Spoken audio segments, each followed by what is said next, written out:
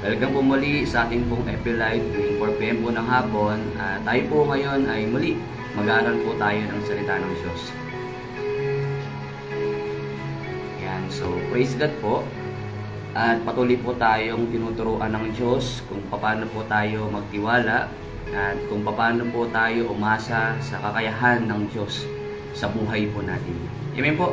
So, riniwala po ako, lahat po tayo ay kinakausap ng Diyos, lahat po tayo ay pinapalalahanan ng Panginoon at pinalalakas niya po sa mga pangako niya na sinabi po ng ating mga pastor, nagturo po sa atin noong Monday hanggang Wednesday po. At ito po ngayong Thursday, tayo po ay mag-aaral po ulit ng pangako ng Diyos.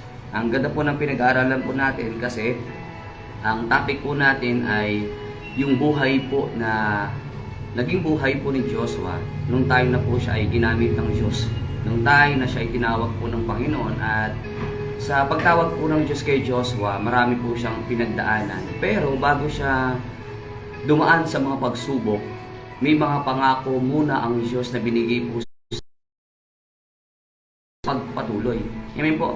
Alam ko po lahat po tayo ay tinawag ng Diyos. At alam nyo rin po sa sarili ninyo na kapag alam mo tinawag ka ng Diyos, hindi pwedeng wala kang pagdadaanan. Tama po. Lahat po tayo may sinabi ang Diyos na dadaan ka sa mga pagsubok, pero ang pangako niya po sa atin, sasamahan. Yan. So, pasensya na po kayo mga kapatid. Medyo mahina lang po ang signal po ngayon dito. Ako po ay nasa church po ng Cainta at ito pong Cainta ay nasa underground, so wala pong signal. Kaya yung cellphone ko po ay nasa taas at nakiki-hotspot lang po ako sa cellphone ko at nakigamit lang po ako ng phone sa kasama ko kasi wala pong signal sa baba. So pagpasensya nyo na po at medyo maulan pa at mas lalo humina po ang signal. So pagtiyagaan nyo na lang po kung ano po. So tuloy ko lang po, sabi niyo po dito sa pinag-aaralan po natin, first step to be successful and victorious life. Yan, lahat tayo gusto nating magtagumpay sa buhay. Pero ang tanong, ano po ba ang requirements ng Diyos para po tayo ay magtagumpay? Sabi niyo po sa number 1, be strong and courage. So, kailangan natin maging malakas, kailangan natin pagtibayan yung loob natin para mapagtagumpayan natin yung lahat ng pagsubok na dumarating at darating pa sa buhay po natin. Amen po. At ang sabi niya po sa number 2, be careful to obey all the law. So, kailangan natin sundin yung mga utos at yung mga alituntunin na pinagagawa po sa atin ng Diyos. Kaya nga sabi ng Bible, kung gusto mong pagpalain ka, kailangan matuto kang sumunod sa Kanya, na may willing ka na gagawin mo itong bagay na to para sa Panginoon. Amen po. Sa number 3, sabi niya, do not let this book of the law depart from you, mouth, meditate on it day and night. So sabi niya po dito, kailangan mag-aral tayo, magbasa tayo ng salita ng Diyos umaga at gabi. At sabi niya, pagpapalain niya po tayo. Lalawig ang ating buhay at mas uunlad. Amen po. Kaya nga alam niyo po mga kapatid, napaka-importante po itong first step para po tayo ay maging successful at victorious yung buhay po natin. Kasi alam niyo po mga kapatid, mahirap kasi na magdingkod sa Panginoon na hindi mo makita yung pagpapala ng Diyos sa buhay mo. Tama po, yes. May mga pagsubok, may mga problemang ibibigay ang Diyos sa atin. Naya-allow niya po sa atin. Pero sabi niya, bago ka dumaan sa mga pagsubok, ang kapalit noon ay pagpapala ng Diyos. Amen po. May pangako na ang Diyos po sa atin bago niya tayo dumaan sa mga ibang klaseng pagsubok. Kaya nga sabi niya dito po sa akin sa number 4, ito po yung sa akin. Sabi niya, do not be afraid and discouraged. Sabi niya, do not afraid and discouraged. Basahin ko po yung Joshua chapter 1 verse 9. Sabi niya po dito, tandaan mo ang bilin ko, magpakatatag ka at takasan mo ang iyong loob. Huwag kang matatakot o mawala ng pag-asa sapagkat akong si Yahweh na iyong Diyos ay kasama mo saan ka man magpunta. Napakabuti po ng Diyos. Amen po. Napakaganda ng pangako ng Diyos sa buhay ng bawat isa po sa atin. Sabi niya, magpakatatag ka. At ang sabi niya, magpakatapang ka, lakasan mo ang iyong loob. Bakit po kaya sinabi ng Diyos kay Joshua na magpakatatag ka, magpakalakas ka? Kasi alam ng Diyos na bago dumaan si Joshua sa mga pagsubok, may ipapaalala ang Diyos sa kanya ng pangako na ang sabi niya, hindi kita iiwan at hindi kita pababayaan. Kasama mo ko saan ka man magpunta. Alam niyo po, lahat po tayo dumarating sa point ng buhay natin na pinanghinaan tayo ng Lord. Tama po. Lalo na po sa kahinaan natin, iba sa atin dito, mahina pagdating sa pamilya. Kapag may pinagdadaanan yung pamilya, nasakit, kahirapan man, pinanghinaan ka ng loob eh. Tama po. Lahat po tayo, may kanya-kanya tayong kahinaan na pwede nating igabagsak. Amen? Pero ang sabi po ng Panginoon, ano man yung pinagdadaanan mo sa buhay, kailangan maging matapang ka. Tapangan mo pa. Kailangan maging matibay ka, tibayan mo yung pundasyon mo. Kaya nga, sabi po sa number 3, kailangan mag-aral ka na mag-aral ng salita ng Diyos. Bakit po? Kapag dumating yung tayo na susubukin ka na, may pangako ka ng pangahawakan. Lord, yung sinabi mo na kapag dumaan ako sa sakit, pinagaling mo na ako. Bago man ako dumaan sa sakit, binigay mo na sa akin yung pangako mo na pinagaling mo na ako. Amen? Bago dumating sa buhay ko ang kahirapan, sinabi mo na Panginoon na ako ay pinagpala mo. Lahat po ng bagay panandalian, kaya nga sabi ng Diyos, trust. Magtiwala ka sa kayang gawin ng Diyos sa buhay mo. Huwag kang tumingin sa laki ng problema mo, tumingin ka sa kayang gawin ng Diyos sa buhay mo. Amen po. Alam ko po, lahat po tayo ay may kanya-kanyang sitwasyon, may kanya-kanyang pinagdadaanan. Maaaring yung pinagdadaanan ko ay hindi mo pinagdadaanan. Maaaring yung pinagdadaanan mo ay hindi ko pinagdadaanan. Lahat po tayo may kanya-kanyang battle sa buhay. Pero ano ba ang sinabi ng Diyos sa iyo bago ka dumaan sa pagsubok? Kaya nga, importante po dito na tayo po ay nagbabasa ng Biblia, nag-aaral tayo ng salita ng Diyos. What if may dumating na problema at hindi tayo nakapag-aral, hindi tayo nakapakinig ng salita ng Diyos? Kawawa ka. Kawawa tayo kasi bago dumating ang pagsubok, may pangako ng Diyos sa atin. May solusyon na agad ang Diyos sa atin. Amen po. Kaya nga sabi po kay Joshua, magpakatatag ka at magpakatapang ka. Kasi alam ng Diyos, bago dumaan si Joshua sa mga problema. Kasi si Joshua po ay maraming pagdadaanan. Marami po siyang gerang pupuntahan. Pero ang gerang iyon ay hindi madali. Napakahirap kasi pinapasakop ng Diyos kay Joshua. Napakaraming bayan ang sasakupin ni Joshua. Ngayon, may kasama si Joshua, hindi sila ganun karami at yung sasakupin nila ay napakadami. Ngayon, dumarating kay Joshua na panghihina siya ng loob, pero lagi niyang inaalala yung pangako ng Diyos na ang sabi ng Diyos sa kanya, sasamahan kita saan ka man pumunta. Alam niyo po mga kapatid, kung alam lang natin sa buhay ng bawat isa po sa atin na nandyan ang Diyos sa tabi mo, sa mga panahon na nagdurusa ka, nandyan ang Diyos sa mga panahon na lulungkot ka, nandyan ang Diyos sa mga panahon na hindi mo na kaya. Amen? Alam niyo po mga kapatid, lahat tayo may kanya-kanyang pinagdadaanan. Pero yun nga dapat sa ating mga Kristiyano, sabi ng Biblia, kailangan nakangiti ka pa rin, kailangan masaya ka pa rin kahit dumaraan ka sa mga pagsubok. Diba? Sabi po sa Santiago, dumaan man kayo sa mga iba't ibang klase ng pagsubok, magalak pa rin kayo. Bakit sinasabi ng Diyos na maging masaya tayong mga Kristiyano?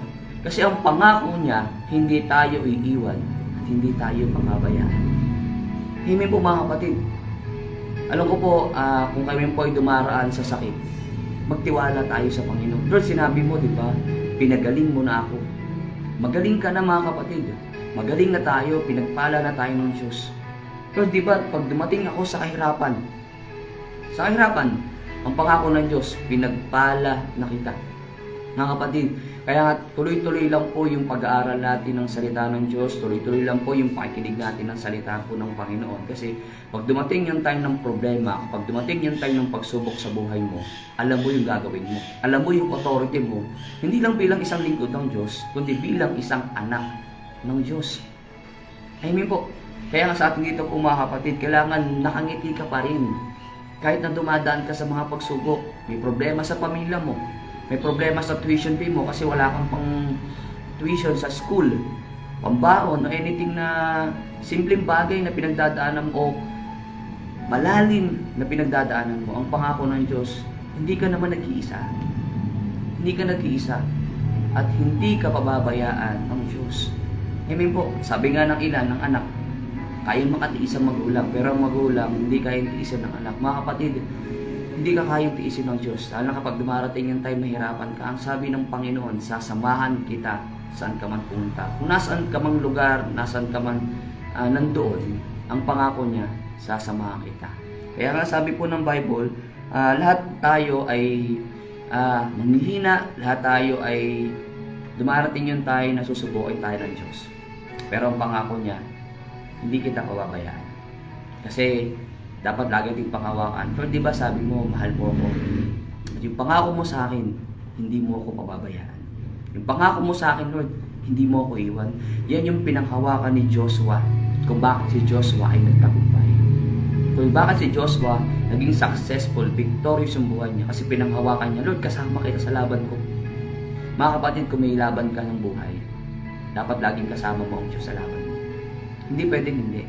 Kasi siya ang nagbibigay sa atin ng tagumpay. Siya nagbibigay sa atin ng kakayahan para magtagumpay tayo sa laban. Laban sa sakit, laban sa kahirapan, laban sa magulong sitwasyon. Hindi ko alam kung ano yung magulong buhay na pinagdadaanan po natin. Pero ang sabi ng Diyos, kasama mo ako. Amen po. Sino po nakakalala po dun sa tinuro po ni Pastor Boy, yung babaeng dinurugo? Yung babae po. Wala na siyang ibang malapitan, wala na siyang ibang makapitan. Lahat ng pera niya naubos, lahat ng bagay na meron siya na wala na sa kanya. Isa na lang ang meron siya, yung tumawag sa Panginoon. Pinakita niya si Jesus Christ, lumapit siya. Mahipo ko lang ang lalayo ni Jesus ay gagaling ako. Nandun yung tiwala niya na kaya siyang pagalingin ni Jesus. Nandun yung tiwala niya, yung faith niya, pinanghawakan niya, yung word niya na makapangyarihan ng Diyos. Kaya niya akong pagalingin, kaya niya akong pagpalain, kaya niya akong makalaya sa kasalanan, kaya niya akong makalis sa sitwasyon na madilim, na bibigyan tayo ng Diyos ng liwanag ng buhay. Hindi po mga kapatid. Kaya nga sabi, trust in the Lord. Magtiwala tayo sa Panginoon. Kaya nga lahat ng problema binibigay mo sa Lord kasi may tiwala ka. Kaya nga lahat ng sitwasyon na kinaharap mo, binibigay mo sa Lord na hindi mo kaya kasi may tiwala ka sa Panginoon na kaya niya. Makakaya mo dahil kasama mo sa Lord. Amen po. Kaya nga alam niyo po mga kapatid, sa buhay natin, darating yung time ng discouragement. Darating yung time na matidisappoint ka. Minsan, hindi mo alam bakit nangyayari sa ito, bakit dumaran ka sa mga pagsubok na minsan hindi mo na maranasan na, Lord, nandiyan ka pa ba? Lord, nararanasan pa ba kita? Minsan, yung prayer mo, tagal sigutin ng Diyos, trust in the Lord. Magtiwala ka sa Panginoon. Magtiwala ka sa Panginoon. Nasabi ng Bible, huwag tayong panghinaan ng loob. Maging matapang ka, maging matatag ka. Minsan nakala mo parang wala lang nangyayari sa ginagawa mo. Mga kapatid, tuloy lang. Tuloy ka lang. Yung pag-worker mo, yung full-time mo as a pastor, pagiging part-time mo, yung pagtulong mo sa mga lingkod ng Diyos, tuloy mo lang. Lahat ng nangyayari, lahat ng bagay na tinatanim mo na ginagawa mo sa Panginoon, lahat yan ay may balik sa iyo. Amen po. Kaya nga lagi natin tandaan, ano man yung naranasan po natin, masaya, mahirap, magulo, maayos, lagi mong tandaan na si Lord din sa tabi mo. Lalo sa panahon na lumuluha ka, sa panahon na hindi mo na kaya. Alam niyo po ba si Elias? Yung time na hindi niya na kaya, sabi niya, Lord, kung pwede, maaari. Wala na lang ako eh. Pero hindi pa tapos si Lord sa kanya eh. Amen po. Mga kapatid, lagi natin iisipin na kapag dumarating yung time na pagsubok sa buhay natin, may dahilan lagi si Lord. Si Elias po, diba, naalala niyo po, yung time na pinangyayaran siya ng loob, may tinulungan siyang babae. Pinagpala ng Diyos dahil sa buhay ni Elias. Kaya nga mga kapatid, marami pang taong pagpapalain niya sa buhay natin. Kaya huwag kang panghihinaan ng loob. Amen po. May mga tao pa na ilalagay ng Diyos sa atin para tulungan natin, para abutin natin. Na tayo isa sa gagamitin ng Diyos para maabot natin yung buhay nila. Yung mga tao nasa madilim, tayo ang gagamitin ng Diyos para maging liwanag sa kanila. Amen po. Yung mga tao na hindi nila kaya tulungan ng kanilang mga sarili. Kaya kapatid, lagi mong tatandaan, may mga taong nakaasa sa iyo. Kaya hindi pwede hindi ka panghihinaan ng loob. Hindi pwede na dapat malakas ka, matapang ka pa rin. Ano naman yung mangyayari? Yes, naiintindihan ko naman po kayo, lahat po tayo na nandito, na dumarating yung time talaga na nanghihina tayo, nulubaybay tayo. Pero ngayon, pangako ng Diyos sa atin, pag si Lord ang kasama mo, lagi kang malakas, lagi kang masigla, lagi ka na andyan para sumuporta. Amen po. Kaya yun lang po yung gusto kong maibagi, mai-share po sa inyo. Nawa po ay may natutunan po tayo. Kaya sa bawat isa po sa atin, baguhan ka man o datihan ka na, maganda po na mas lalo pa natin ipagamit yung buhay natin sa Panginoon. Huwag mong sayangin yung mga panahon na hindi mo magawa yung tungkulin na pinagagawa ng Diyos sa'yo. Ulitin ko po, anuman yung sitwasyon na kinaharap po natin, kung gusto natin magtagumpay, kung gusto natin na magpala ang Diyos sa buhay natin, matuto tayo na sumunod at gawin natin yung pinagagawa po sa atin ng Diyos. Amen po, ang pangako niya sa atin, hindi kita iiwan at hindi kita pababayaan. Amen po. Never po na nagpabayaan Diyos. Kahit yung mga pandemic, ng mga unang panahon ng pandemic 2019, hindi tayo pinabayaan ng Diyos. Kaya ibigay ng Diyos yung desire ng puso mo. Sunod lang po tayo sa Panginoon. Amen po. Kaya nga, kapag hindi mo na kaya, lapit ka sa Lord. At siya magbibigay ng restoration sa iyo para maging malakas ka ulit at para magpala din sa iba. Amen po. Alam niyo po kung si Jesus Christ naging mahina siya, hindi tayo save. Kung si Jesus Christ, hinayaan niya, hawakan niya yung nararamdaman niya, kung hinayaan niya yung feelings niya, wala tayo ngayon dito. Lahat tayo ay nasa kapahamakan. Kaya nga, purpose comes before feelings. Kaya nga, sa paglilingkod natin mga kapatid, yung purpose ng Diyos ang dapat manatili sa buhay natin. Amen po. Ang sabi ng Panginoon, magtatagumpay ka. Sabi nga lagi ni Pastor Boy, higit pa tayo sa mananagumpay. Amen po. Kaya kung may katabi ka man, lahat ng pagsubok natin ay panandalian. Huwag kang mag-alala, kasama mo ang Lord. Sabihin mo sa katabi mo, kung may katabi ka man, kasama mo si Lord. At hindi ka niya pababayaan. Amen po. Sige po, pray po tayo. Lord, marami pong salamat sa hapon ito. Salamat, Lord, sa mga pangako mo, sa mga salita mo na ibigay po sa amin ng lakas para kami ay makapagpatuloy sa gawain mo. Lord, dalangin namin na mas pagawa pa namin yung tungkulin na pinagkatiwala mo sa amin. Dumating man yung time na pinanghihina kami ng loob, dumating man yung time na nanghihina kami sa sitwasyon na kinakaharap namin. Ang lagi namin maalala na yung pangako mo. One day darating yung time na makakarating kami sa pinangako mo na paraiso. Dahil Lord, napagtagumpayan namin yung pagsubok na pinagdaanan po namin sa mundong ito.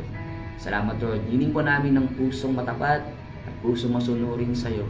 Na naman ang sitwasyon na pagdadaanan po namin, manatili kami na naglilingkod sa iyo. Dahil ang pangako mo, sasamahan mo kami saan man kami pumunta. Hindi mo kami iwan, hindi mo kami pabayaan. Ito po aming dalangin sa pangalan ni Jesus. Amen. So yun po, marami pong salamat sa inyong pakikinig. Patuloy lang po tayo makinig ng Bible study. Bukas po, meron po tayong prayer meeting 6 p.m. So yun lang po, marami pong salamat ulit at pagpalain po tayo lahat.